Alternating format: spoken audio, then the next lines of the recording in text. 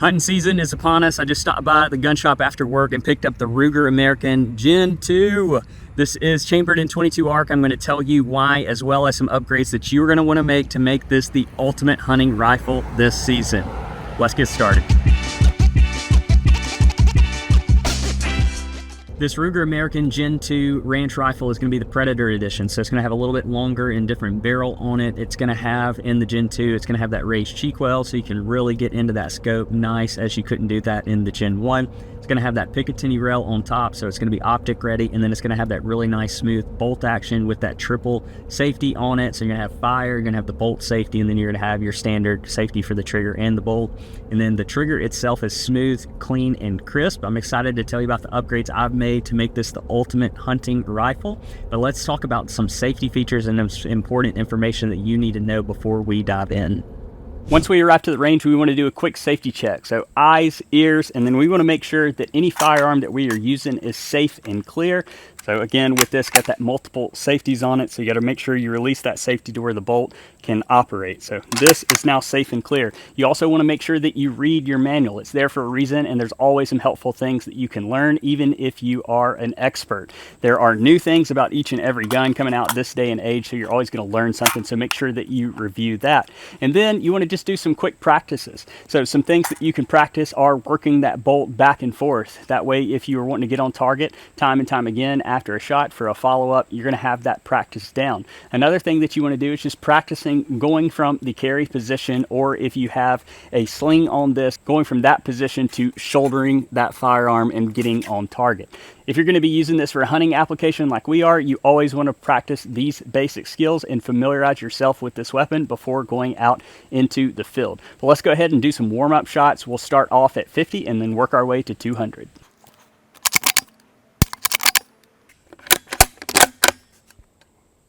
The first range drill that we're going to do is just 3 solid shots at 100 yards, just to try to see how tight of a grouping that we can get with this complete setup. I've already zeroed this in. If you are looking to purchase this Zulus, or you already have one, it's very easy to zero. All you're going to do is navigate to the zero reticle menu. It's going to be a 1-shot zero. So you are going to take your first shot, then you're going to freeze the image with the power button. It's going to freeze it where you aimed. You're going to put it right where you aimed, and then you're going to move it to where you hit, and then you are on this specific model going to hold left all the way until it saves, and then you are zeroed in. It's very simple. So let's go ahead and take 3 shots down range, have it zeroed in at 100 yards. For most practical hunting applications, you're going to zero in a rifle at 100 yards. For my coyote guns, where I'm shooting on cow pastures and big fields at further distances, I'll zero that at 200 yards. But no matter what your zero is, you can put your ballistics calculations into this scope, and it's going to put that holdover mark there for you, which we'll see when we move to the 200 yards. But let's go ahead and start at 100.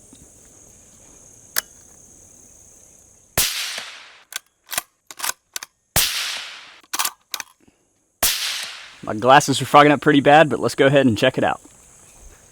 All right, put my shadow over top of it. So I was aiming right in this dark pocket right here, and you can see these are almost touching, and then I have this one just slightly off, less than an inch. So really good grouping. I can probably say that with the last one was this one when my glasses were fogging up a pretty good bit, but overall great first group. We're gonna go ahead and move back to 200. Okay, so I'm going to be aiming right here at this kind of diagonal square that I have set up, so that way we hear it ting the target. Feels like it's in there pretty good. Now that we've taken our first few shots, let's go ahead and reveal the upgrades that we've made, talk through the details of that to make this the ultimate hunting rifle for you this season. Why is this the ultimate hunting rifle? First one is our base. So our base platform is the Ruger Gen 2 ranch rifle, and it is a superior rifle for the price. This has a lot of capability. Picatinny rail, the raised cheek well, the nice butt stock, the ability to have a threaded barrel to put the suppressor on it, the upgraded trigger. You're going to have a ton of features packed into this, and it makes it a really solid rifle. We have ran the Gen 1s for a ton of our brand new hunters and have had a ton of success. It's really easy to shoot, and it comes in at that really good price point. point. Next, we've added the suppressor down here to the end. This is the new Ruger and Dead Air collaboration. This is their 30Ti suppressor. It adds a little bit of weight to the end, but then that's counterbalanced with the optic. The optic that we have here is the DNT Optics ZULUS. This has the recording capability to record your shots at the range as well as your hunts in the field. It has a rangefinder built in, so you're going to have that ballistics calculation built in where it has that ability to provide your holdover. If you want to be legal like me, you can take that IR light off of there, so that way you have no nighttime capability at all to be legal for your regulations when it comes to hunting.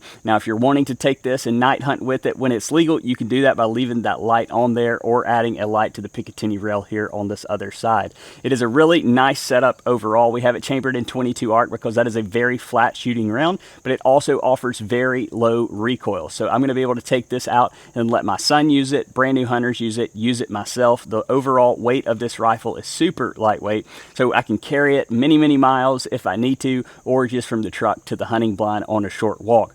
This 22 arc caliber is a very popular round because of that low recoil, but also because it is flat shooting out to the longer distances. You're going to get a lot of velocity out of it, but you're also going to get a lot of stopping power. I have shot the 224 Valkyrie, the 22-250, the 6.5 Grendel, all very similar rounds to this 22 arc round, and they are detrimental to deer, to coyotes, to small varmints. So you're going to have a wide array of species that you can use on a very low recoil gun at a very high speed that makes a big impact. Let's go ahead and put it to the test on the range to show you exactly why. So now we're going to do the same thing at 200 yards. We're going to take 3 really smooth, easy shots just to make sure that everything is dialed in.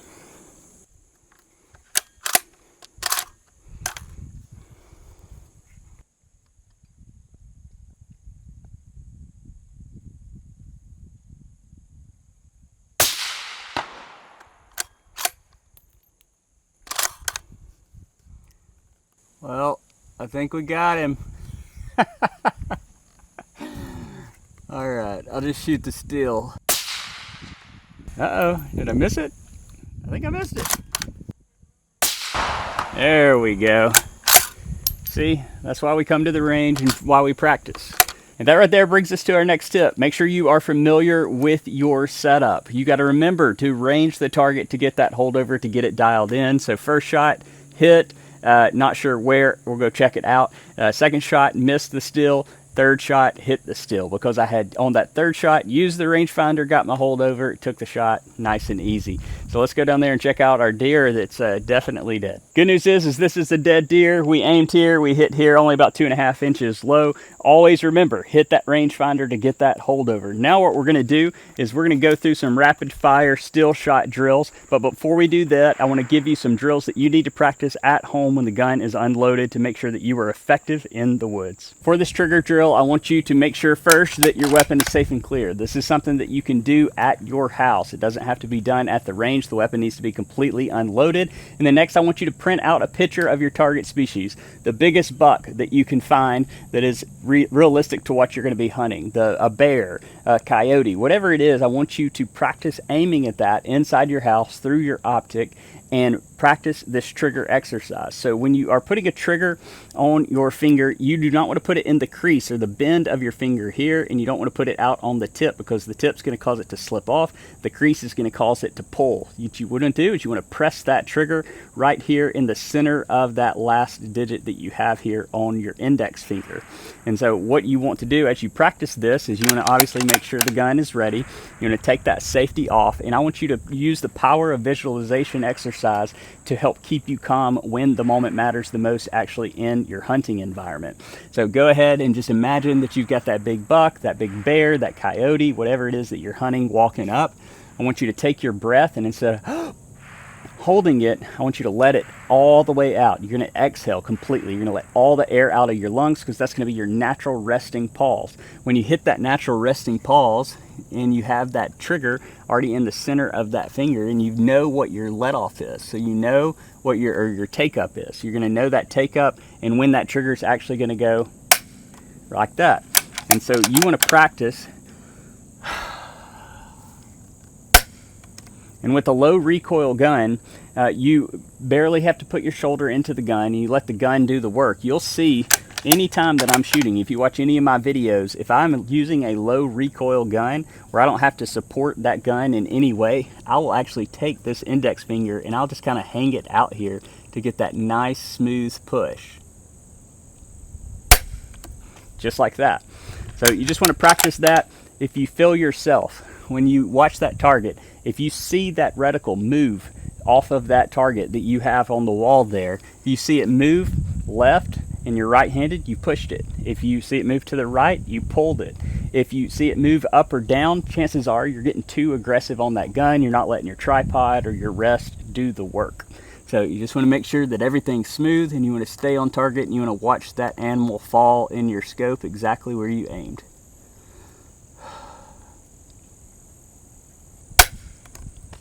Boom. Hope that was helpful. Why are we going to do this next drill? So the next drill, we're going to rapid fire at the 4 still targets at the 200-yard mark.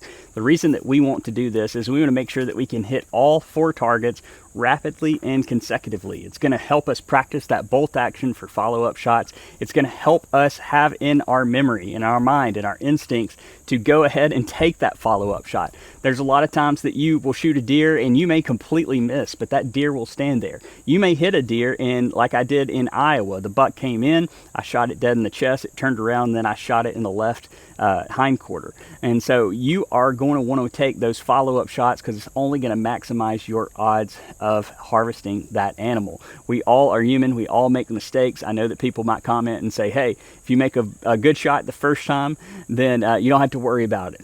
That's right, but we all make mistakes. So let's go ahead and practice this. This is also going to help us with that trigger pull exercise that we just learned, making sure that we are pressing that trigger and not pulling or pushing that trigger. Let's go ahead and get started. Remember, first thing is range our targets. Don't do like I did a second ago. Okay, we are ranged at 205 yards.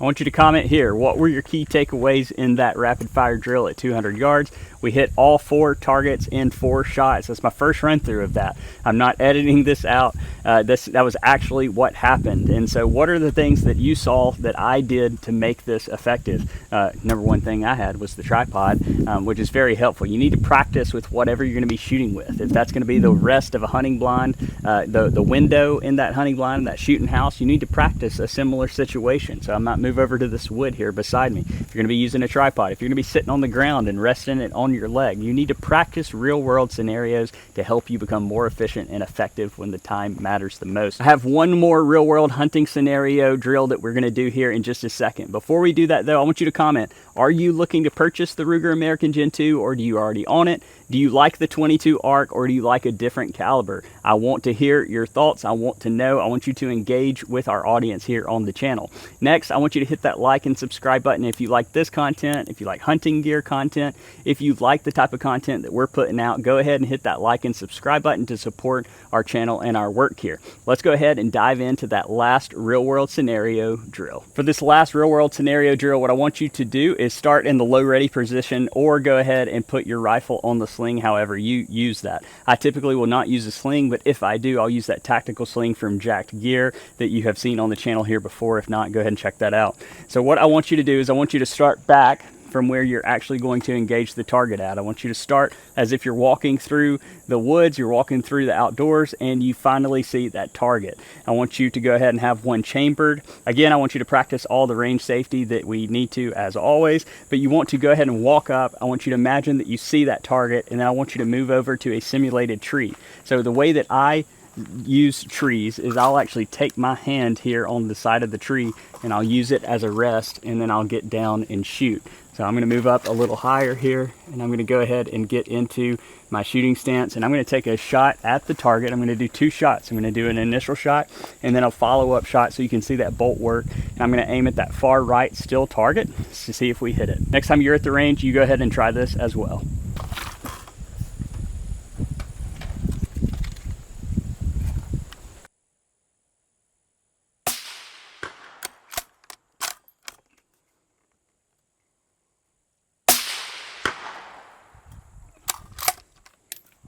Okay, so what I did there is I actually moved to over one target for that follow-up shot, because that one on the right-hand side was turning sideways and doing all kinds of crazy things. So you can see when I took that initial shot, I did exactly like I would do in the wild.